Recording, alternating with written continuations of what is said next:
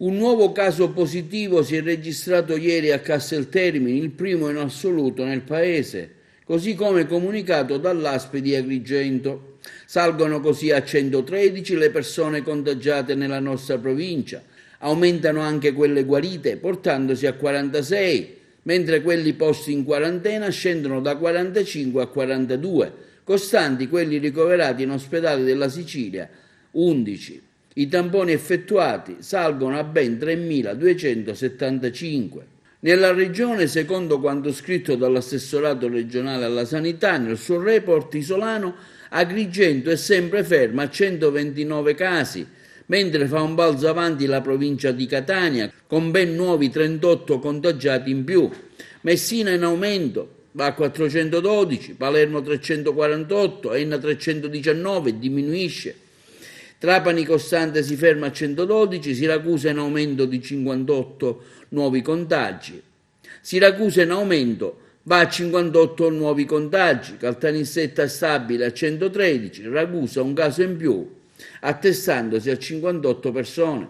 Salgono così 370 i casi di guarigione in Sicilia, mentre di sole 3 unità sono le persone decedute, 49 i nuovi casi positivi. Degli attuali 2.559, positivi 585, sono quelli ancora ricoverati, diminuiscono di 14 unità, tra cui 37 in terapia intensiva, meno 2, 1.708, più 63 in isolamento domiciliare. La tendenza generale comunque nell'isola è quella che diminuisce i casi o restano stabili. Tra le azioni relative al Covid-19 c'è da registrare l'attivismo della Protezione Civile Agrigentina del Libero Consorzio, che anche oggi ha continuato a distribuire derrate alimentari e quant'altro necessario ai vari comuni. Tra questi c'è quelli di Oppolo Giancaxio, pertanto arriva puntuale a loro il ringraziamento del primo cittadino, Giuseppe Portella, per quanto da loro fatto. Intanto è soddisfatto il primo cittadino di Agrigento del fatto che nuovi casi non si sono registrati nella nostra città da qualche giorno.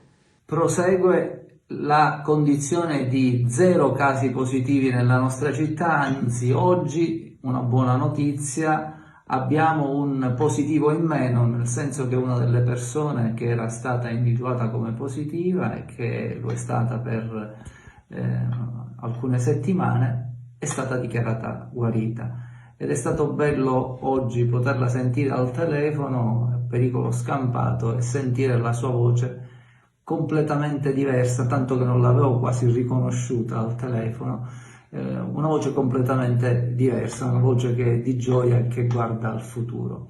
Però mentre guardiamo al futuro e guardiamo alla ripresa, che è un tema sul quale dobbiamo tutti quanti impegnarci in maniera ordinata, graduale, ma con sacrificio e soprattutto con tanta voglia di cominciare a costruire futuro, da un lato c'è un altro tema che ancora continua a essere assolutamente negativo. Ieri avevamo un numero di morti in Italia che era di circa 450, a quest'oggi il numero è enormemente aumentato, è un dato che evidentemente è un pugno allo stomaco, siamo a oltre 534 morti oggi in Italia, quindi oltre 500 morti in Italia.